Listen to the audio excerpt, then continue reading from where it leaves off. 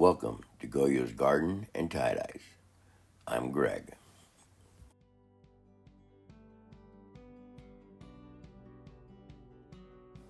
Alright, today we will be doing a re-dye. This is a Gildan XL.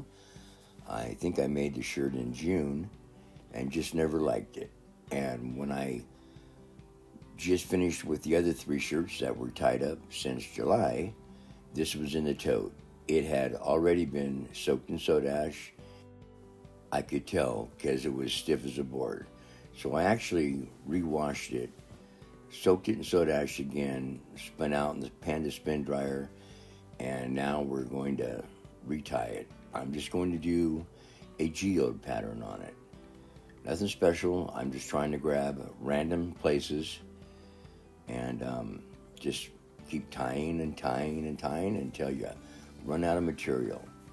But it's always best to stop somewhere and then restart somewhere else.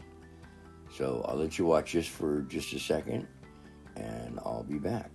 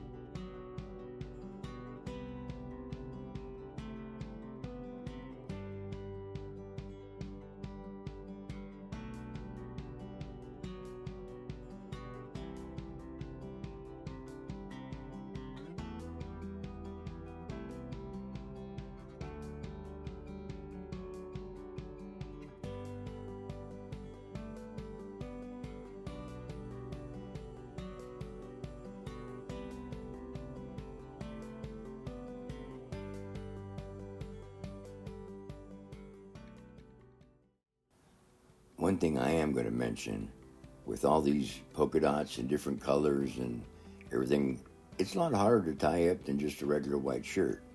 Trying to figure out what ends where, and yeah, so I'm just wrapping and tying the best I can.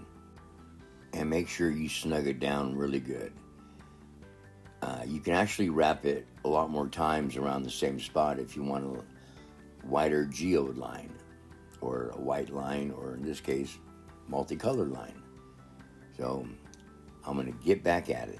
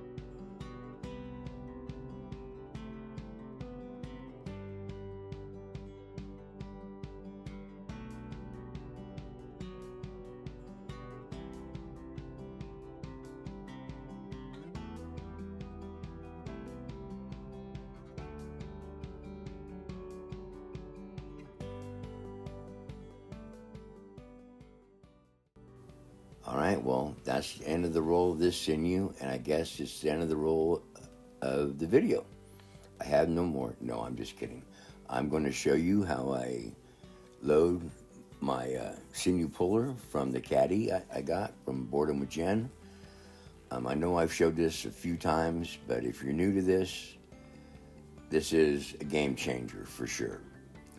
You see how the roll of the sinew just drops in. It used to have a little spindle that went in, and which was fine too, but this is just nice and handy. You can drop it right in. See that? Boredom with Jen.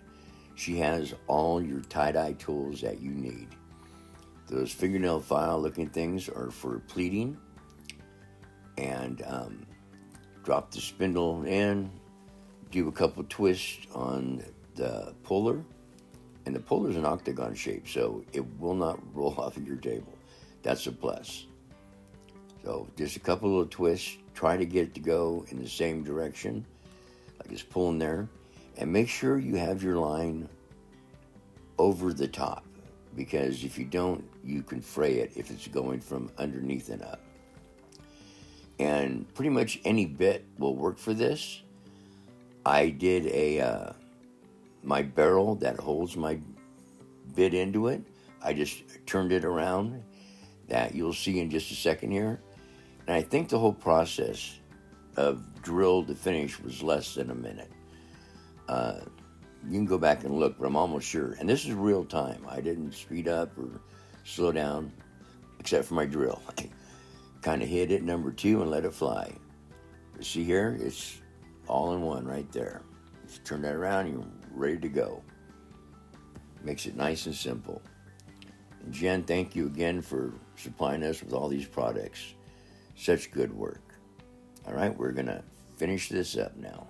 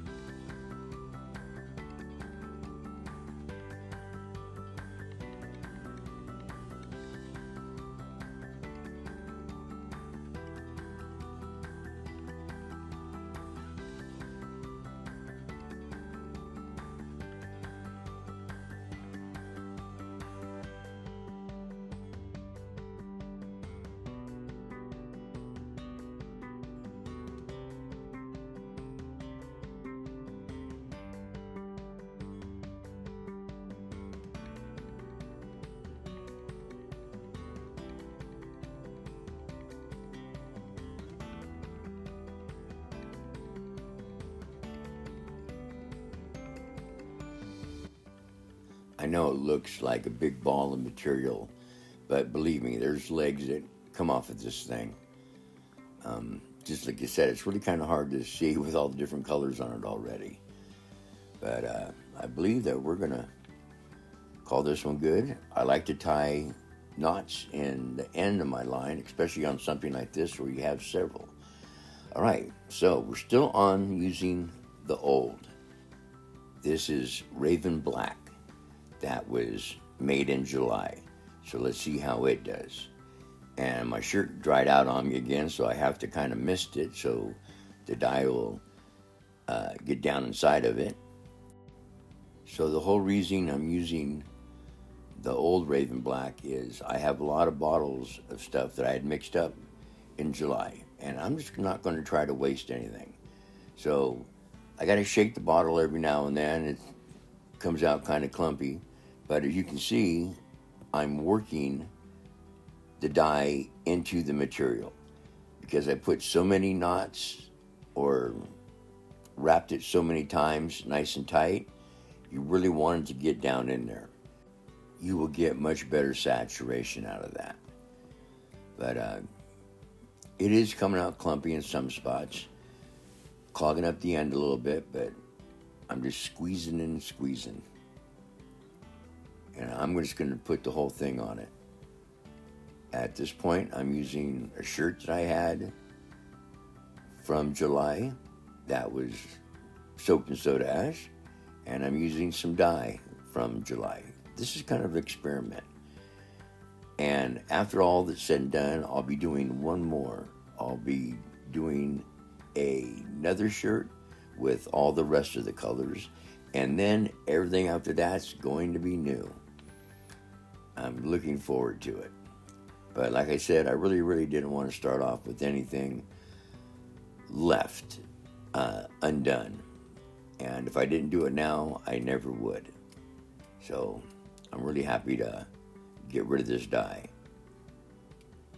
And I can't remember, I think I might have added just a pinch of water in it.